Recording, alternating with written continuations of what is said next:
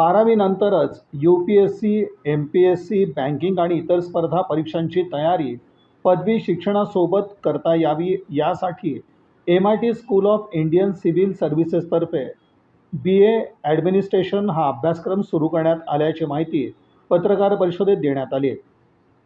या अभ्यासक्रमात पदवीबरोबरच स्पर्धा परीक्षांसाठी आवश्यक विषयांचा समावेश करण्यात आला असून विद्यार्थ्यांचा वेळ आणि अतिरिक्त खर्च वाचणार आहे.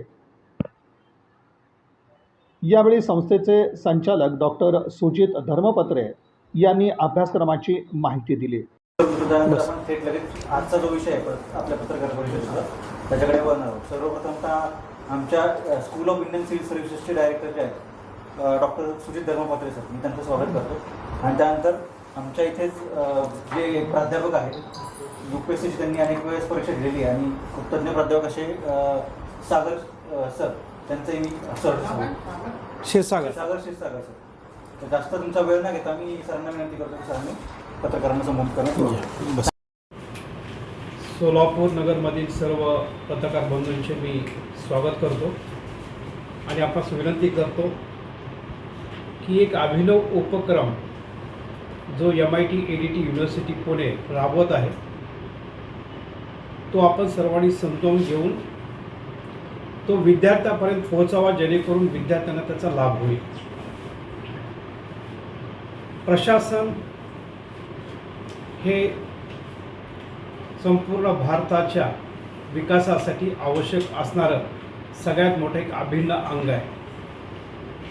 ॲडमिनिस्ट्रेशनला आपण नर्व्स असं समजतो, कारण जेवढं प्रशासन हे मजबूत तेवढं लोककल्याणकारी योजना ह्या तळागाळापर्यंत पोहोचतात आणि भारताचा खऱ्या अर्थानं विकास आणि राष्ट्र निर्माणाचं कार्य तेव्हाच होईल की जेव्हा प्रशासन मजबूत असेल, इथिकल असेल आणि त्याच्यात नैतिकता असेल. आजच्या या प्रसंगी मला एक गोष्ट आवर्जून नमूद करावीशी वाटते. श्री तुकाराम मुंडे हे माझे मित्र आहेत. आम्ही सोबत SIC state institute for administrative career इथे होतो. दिल्लीला आम्ही सोबत इंटरव्ह्यूसाठी आम्ही गेलो होतो. आणि एक अधिकारी पूर्ण महाराष्ट्रामध्ये काय करू शकतो ह्याचं उदाहरण त्यांनी दिलं. जो अधिकारी पूर्णपणे भ्रष्टाचार रहित आहे, कुठलाही भ्रष्टाचार कधी केला नाही, भ्रष्टाचार केला नाही म्हणून पुन्हापुढेही त्याला झुकण्याची गरज नाही आणि लोकोपयोगी जे काम आहे ते काम करायची प्रचंड तळमळ ज्या अधिकाऱ्याकडे असतं ते अधिकारी काय करू शकतात ह्याचं उदाहरण हे सगळं आपल्याला सध्या या घडीला आपल्याला माहिती आहे. MIT ADT युनिव्हर्सिटी ही प्रायव्हेट युनिव्हर्सिटी आहे. 125 एकर परिसरामध्ये अतिशय चांगल्या कल्पकतेनं ती युनिव्हर्सिटी उभा आहे. जसं ऑक्सफर्डमध्ये काही डोम्स आहेत, प्रसिद्ध डोम्स आहेत. ऑक्सफर्डला गेले की कोणी फोटो काढतो त्या तसे डोम्स, तसा वर्ल्ड्स लार्जेस्ट डोम हा MIT ADT युनिव्हर्सिटीमध्ये आहे. ते एक शांततेचं प्रतीक आहे. त्या ठिकाणी जर तुम्ही आलात तर त्या ठिकाणी तुम्हाला फिलॉसॉफर ह्यांचे पूर्ण फोटो दिसतील आणि सर ते एक प्रेरणादायी स्थान आहे. आणि अशा ठिकाणी मुलांचं संस्कारक्षम शिक्षण हे त्या ठिकाणी आम्ही घेतो. प्रशासनामध्ये जेव्हा मुलं तयारी करतात तेव्हा बरीचशी मुलं ही इंजिनिअरिंग करतात, मेडिकल करतात आणि त्यानंतर ते प्रशासनिक सेवेचा अभ्यास करतात, कोचिंग लावतात, त्यानंतर अटेम्प्ट देतात.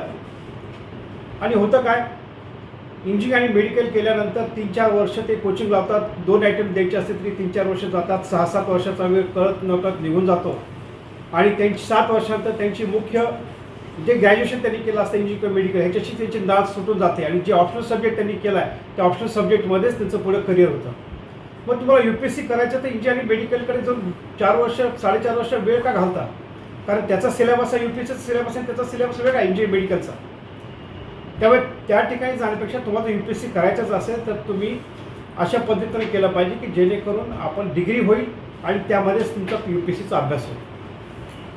MIT ADT विद्यापीठाचे co chancellor and executive president doctor Mangeshji Karad यांनी या संकल्पनेला मूर्त रूप दिलं आणि MIT school of Indian civil सर्व्हिसेसची स्थापना ही MIT ADT युनिव्हर्सिटीमध्ये झाली. या स्थापनेमध्ये माजी UPSC संचालक जे कोणी चेअरमन होते, MPSCचे जो चेअरमन होते, हे सर्व एक्सपर्ट मंडळी एकत्र येऊन यांनी या प्रोग्रामची संकल्पना तयार केली, त्याचा अभ्यासक्रम तयार केला त्याचं इव्हॅल्युएशन पॅटर्न कसं असलं पाहिजे ते तयार केलं आणि हा अभ्यासक्रम आणि त्याचं इव्हॅल्युएशन पॅटर्न हे UPSCच्या सिलेबसशी UPSCच्या इव्हॅल्युएशन पॅटर्नशी त्यांनी पूर्ण अलाइन केलं. आणि म्हणून जेव्हा ही डिग्री विद्यार्थी करतो त्या डिग्रीमध्येच त्याचा पूर्ण UPSCचा अभ्यास होतो. कारण UPSC एक्झाम केवळ नॉलेजची एक्झाम नाही, ती एक्झाम एका स्किल डेव्हलपमेंट स्किलची पण एक्झाम आहे. प्रिलिम, मेन्स आणि इंटरव्ह्यू अशा 3 टप्प्यामध्ये 3 स्तरामध्ये ही परीक्षा घेतली जाते. प्रिलिममध्ये इनडेप्थ नॉलेज आवश्यक आहे, जेणेकरून ABCD ऑप्शन विद्यार्थी सिलेक्ट करू शकेल. त्यासाठी विद्यार्थ्यांचा conceptual clarity, understanding of the subject, विषयाची पूर्ण माहिती हे आवश्यक आहे. म्हणून प्रिलिमचा अभ्यास करताना, प्रिलिमला मार्गदर्शन करताना हे वेगळ्या पद्धतीनं विद्यार्थ्यांना आपण शिकवत असतो, जेणेकरून त्यांचा इनडेप्थ नॉलेज आणि कन्सेप्च्युअल क्लॅरिटी होईल.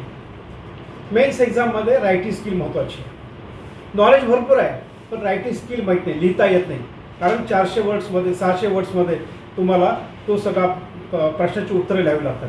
त्यामुळे ती स्किल आहे की तेवढ्या शब्दामध्ये अतिशय कन्साईजमध्ये आपण ते सगळ्या प्रश्नाचं उत्तर, प्रश्न व्यवस्थित समजून घेणं आणि त्या प्रश्नाला अपेक्षित असणारं उत्तर लिहिणं आणि ते सुद्धा त्या शब्दात राहणं, हे कन्साईज रायटिंगची स्किल आहे. ती स्किल डेव्हलप झाली पाहिजे. त्यामुळे रायटिंग स्किल ही मेन्ससाठी महत्त्वाची आहे. आणि इंटरव्ह्यूसाठी कम्युनिकेशन स्किल. बरेचदा नॉलेज असतं पण व्यक्त करता येत नाही, कधी कधी येत नाही. आणि ह्याच्यासाठी मुलांना प्रॅक्टिस करणं, त्यांचे प्रेझेंटेशन करणं, ग्रुप डिस्कशन करणं, मूड पार्लिमेंट करणं, त्यांना बोलायची संधी देणं. सुरुवातीला मुलं अडखळतात, नंतर त्यांचे प्रोग्रेस होते, हे सगळं प्रोग्रेस बघणं हे महत्त्वाचं आहे. कुठल्याही भारताच्या कोचिंग सेंटर, निधीसुद्धा दिल्लीला वाजीरावमध्ये किंवा इतर ठिकाणी मी होतो. कुठल्याही भारतातील ट्रेनिंग इन्स्टिट्यूटमध्ये इंटरव्ह्यू, प्रिलिम्स आणि मेन्सचं कॉम्प्रिहेन्सिव्ह कोचिंग दिलं जात नाही. तिथे फक्त 2 ते 3 तास शिकवले जातात. एक 6 महिन्याचा कोर्स असतो, एक 8 महिन्याचा कोर्स असतो, एक वर्षाचा कोर्स असतो आणि 2-2 तास करून सोडून दिलं जातं. आपल्याकडे UPSCची कोचिंग ही 3 वर्ष, दररोज 8 तास कोचिंग अशा पद्धतीने होते. फक्त मधला 1 तासाचा लंच ब्रेक असतो. म्हणजे वेळसुद्धा आपण इतका प्रचंड देतो मुलांना तयार करण्यासाठी आणि त्यामुळे बारीक सारीक गोष्टीचं मुलांचं इव्हॅल्युएशन करणं, त्यांचे पेपर्स तयार करणं, पेपर्सवर फीडबॅक देणं. कारण मुलांचे फीडबॅक हे खूप महत्त्वाचे. नुसतं पेपर चेकिंग करून उपयोग नाही. काय चुकलं हे मुलांना कळल्यानंतर पुढच्या परीक्षेमध्ये ती चूक ते सुधारून त्याच्यामध्ये ते स्वतःमध्ये प्रोग्रेस करू शकतात. आणि अशा पद्धतीचं coaching plus degree plus skill development हा सर्व मिळून आपण हा कोर्स डिझाईन केला आहे. आणि याच्यामध्ये तज्ज्ञांचे मार्गदर्शन लाभले ते फार मोलाचे आहे.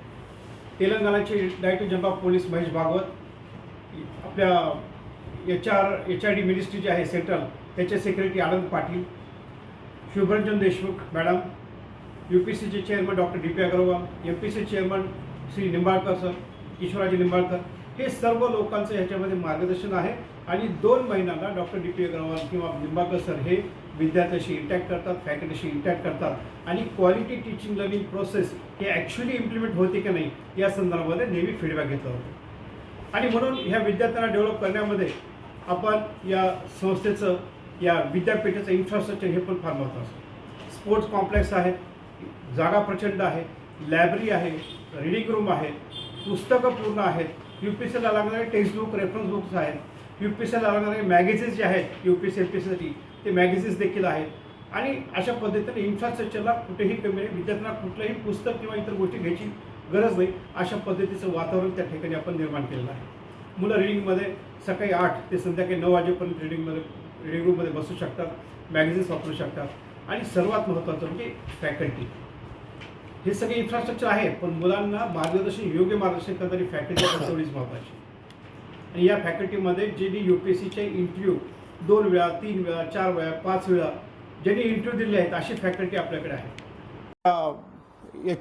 HRD मिनिस्ट्री जी आहे सेंट्रल, त्याचे सेक्रेटरी आनंद पाटील, शुभरंजन देशमुख मॅडम, UPSCचे chairman doctor DP Agarwal, MPSC chairman Shri Nimbalkar sir, Ishwaraji Nimbalkar, हे सर्व लोकांचं ह्याच्यामध्ये मार्गदर्शन आहे. आणि 2 महिन्यांना डॉक्टर DP अग्रवाल किंवा निंबाळकर सर हे विद्यार्थ्याशी इंटॅक्ट करतात, फॅकल्टीशी इंटॅक्ट करतात आणि क्वालिटी टीचिंग लर्निंग प्रोसेस हे ॲक्च्युली इम्प्लिमेंट होते की नाही या संदर्भामध्ये नेहमी फीडबॅक घेतला जातो. आणि म्हणून ह्या विद्यार्थ्यांना डेव्हलप करण्यामध्ये आपण या संस्थेचं, या विद्यापीठाचं इन्फ्रास्ट्रक्चर हे पण फार महत्त्वाचं. स्पोर्ट्स कॉम्प्लेक्स आहेत, जागा प्रचंड आहे, लायब्ररी आहे, रीडिंग रूम आहे, पुस्तकं पूर्ण आहेत, UPSCला लागणारे टेक्स्टबुक, रेफरन्स बुक्स आहेत, UPSCला लागणारे मॅगझिन्स जे आहेत UPSC MPSCसाठी ते मॅगझिन्स देखील आहेत.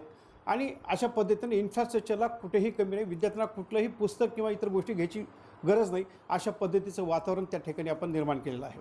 मुलं रिडिंगमध्ये सकाळी 8 ते संध्याकाळी 9 वाजेपर्यंत रिडिंग रूममध्ये बसू शकतात, मॅगझिन्स वापरू शकतात आणि सर्वात महत्त्वाचं म्हणजे फॅकल्टी. हे सगळे इन्फ्रास्ट्रक्चर आहे, पण मुलांना योग्य मार्गदर्शन करणारी फॅकल्टी पण तेवढीच महत्त्वाची. आणि या फॅकल्टीमध्ये ज्यांनी UPSCचे इंटरव्ह्यू 2 वेळा, 3 वेळा, 4 वेळा, 5 वेळा ज्यांनी इंटरव्ह्यू दिले आहेत अशी फॅकल्टी आपल्याकडे आहे. प्रोफेसर सागर क्षीरसागर हे आत्ता जे इथं बसलेत, ह्यांनी 5 वेळा UPSCचा इंटरव्ह्यू दिला आहे, 5 वेळा त्यांनी मेन्स क्रॅक केली. त्यांना माहिती आहे प्रिलिम आणि मेन्स कशी क्रॅक करायची, आणि त्याच्यामुळे या विद्यार्थ्यांना परफेक्ट गायडन्स दिलं जातं how to crack the prelims आणि मेन्स, आणि त्यानंतर इंटरव्ह्यूसाठी तयारी केली जाते. आणि हे सर्व करत असताना या MIT ADT युनिव्हर्सिटीमध्ये आपण अनेक IAS IPS अधिकाऱ्यांचे गेस्ट लेक्चर ठेवतो. त्याच्यात डॉक्टर प्रवीण दराडे आहेत, त्यांच्यात मिसेस डॉक्टर पल्लवी दराडे आहेत, त्यानंतर शुभरंजन देशमुख मॅडम आहेत, विश्वास नांगरे हे पण तिथं येऊन गेले. प्रवीण दराडेचं नेहमी त्यांचे लेक्चर्स 2-3 कंडक्ट आपण आत्ता केलेले आहेत. आणि अशा पद्धतीने विद्यार्थ्यांना प्रशासनात गेल्यानंतर इथिकल ॲडमिनिस्ट्रेशन कसं करायचं या बाबतीतील मार्गदर्शन आपण दिलं जातं. या संस्थेची स्थापना ही 2021-22मध्ये झाली. आता विद्यार्थी बाहेर पडलेत, बॅचहून बाहेर पडलेत आणि ते आता UPSCच्या परीक्षेसाठी अभ्यास करत आहेत. ते यावर्षी UPSCची परीक्षा देतील, नाही तर पुढच्या वर्षी UPSCची परीक्षा देतील, त्यानंतरच त्याचे रिझल्ट्स आपल्याला बघायला मिळतील. कारण सध्या ते पूर्ण प्रोसेसचा भाग आहेत. कारण पहिली बॅच पासआउट होऊन आता ते UPSCची तयारी करत आहेत. पण ह्याच्यापूर्वी आपण ज्यांना मेंटरशिप करतो, ह्याच्यापूर्वी आपण एक कोचिंग MITमध्ये चालू केलं, तर त्याचंच रूपांतर या डिग्री प्रोग्रामच्या स्कूलमध्ये झालं आहे. कोचिंग करत असताना वरुण कुमार बरोबर पहिल्या अटेम्प्टमध्ये IAS झाले, त्यानंतर माधुरी गरुड IRS झाल्या, रोहन बोत्रे IPS झाले. हे म्हणजे आपले MITचे विद्यार्थी आहेत, ॲल्युमिना आहेत, जे कोचिंगमधून IAS IPS आणि IRS झाले आहेत.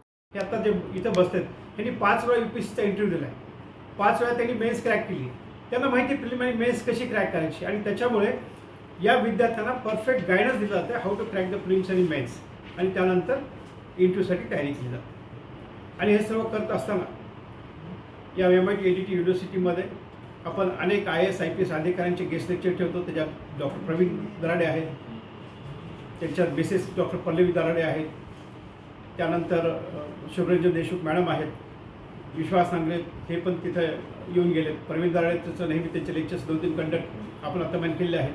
आणि अशा पद्धतीने विद्यार्थ्यांना प्रशासन गेल्यानंतर इथिकल ॲडमिनिस्ट्रेशन कसं करायचं या बाबतीतील मार्गदर्शन आपण दिलं जातं. या संस्थेची स्थापना ही 2021-22मध्ये झाली. आता विद्यार्थी बाहेर पडलेत, बॅचहून बाहेर पडलेत आणि ते आता UPSCच्या परीक्षेसाठी अभ्यास करत आहेत. ते यावर्षी UPSCची परीक्षा देतील, नाही तर पुढच्या वर्षी UPSCची परीक्षा देतील, त्यानंतरच त्याचे रिझल्ट्स आपल्याला बघायला मिळतील. कारण सध्या ते पूर्ण प्रोसेसचा भाग आहे. कारण पहिली बॅच पासआउट होऊन आता ते UPSCची तयारी करत आहेत. पण ह्याच्यापूर्वी आपण ज्यांना मेंटरशिप करतो, ह्याच्यापूर्वी आपण एक कोचिंग MITमध्ये चालू केलं, तर त्याचंच रूपांतर या डिग्री प्रोग्रामच्या स्कूलमध्ये झालं आहे. कोचिंग करत असताना वरुण कुमार बरोबर पहिल्या अटेम्प्टमध्ये IAS झाले, त्यानंतर माधुरी गरुड IRS झाल्या, रोहन बोत्रे IPS झाले. हे म्हणजे आपले MITचे विद्यार्थी आहेत, ॲल्युमिना आहेत, जे कोचिंगमधून IAS IPS आणि IRS झाले आहेत. तीच परंपरा पुढे कमी वयामध्ये हे विद्यार्थी होतील अशी अपेक्षा आहे. आणि त्यानंतर BA झाल्या 1 वर्ष अभ्यास करून दुसऱ्या वर्षी ते सर्व जण परीक्षेसाठी ॲक्टिव्ह होतील. आता ह्याच्यामध्ये प्रिलिम्स, मेन्स आणि इंटरव्ह्यूचे सगळे सब्जेक्ट त्याच्यात इन्क्लूड आहेत. मराठी लँग्वेज आणि इंग्लिश लँग्वेज ही कंपल्सरी, एक सेकंड लँग्वेज मराठी, हिंदी आणि इंग्लिश हे कंपल्सरी, आयदर मराठी और हिंदी आणि इंग्लिश ह्या 2 लँग्वेज कंपल्सरी आहेत. त्या लँग्वेजचं पण प्रशिक्षण आपण देतो. कारण एका लँग्वेजमध्ये जर पास झालं नाही तर पुढचे पेपर चेक होत नाहीत. त्यामुळे लँग्वेजमध्ये मुलांनी क्वालिफाय करणं आवश्यक आहे, ते पण आपण देतो. आणि एक ऑप्शनल सब्जेक्ट आहे, तो ऑप्शनल सब्जेक्ट पब्लिक ॲडमिनिस्ट्रेशनला आपण 3 वर्ष याच्यामध्ये कम्प्लीट करून घेतो. त्यामुळे UPSCत लागणारा प्रत्येक घटक ह्याच्यावर आपण लक्ष देऊन ते सर्व विद्यार्थ्यांची आपण त्याच्यामध्ये तयारी करून घेतो. याची फीस 1,11,000 आहे. आता नॉर्मल BAची फीस आपण म्हणतो ती 40,000 30,000 अशी असते, असं सर्व प्रमाणात आपल्याला माहिती आहे. परंतु हे आणि मुलं काय करतात, समजा BA केलं 40,000मध्ये, कोचिंग लावतात 1.5 लाखाची, 1-1.5 लाखाची, त्याच्यात ते 2-2 तास असतं. इथे आपण 8-8 तास मुलांचे घेतो. आणि म्हणून ही जी फीस आहे ती 30-40,000 BA असेल, कोचिंग असेल, स्किल डेव्हलपमेंट असेल, UPSC MPSCचे चेअरमनचे नेहमीचे इंट्रॅक्शन असेल, IAS IPS लोकांची हे असेल, तर ह्या सर्व गोष्टीचा भाग म्हणून ही 1,11,000 ही कॉम्प्रिहेन्सिव्ह फीस आहे या सगळ्याची. आणि राहण्याची जी व्यवस्था आहे ती विद्यार्थी आपापले करू शकतात. पण ज्यांना पुन्हा हॉस्टेल पाहिजे असेल ते हॉस्टेल्स इन कॅम्पस आहेत, आउट कॅम्पस आहेत. 1,62,000 रुपये फीस ही त्या हॉस्टेलची फीस आहे. हॉस्टेलमध्ये ॲकोमोडेशन आहे आणि 2 टाईमचा नाश्ता आणि 2 टाईमचं जेवण हे पण त्याच्यामध्ये इन्क्लूड आहे.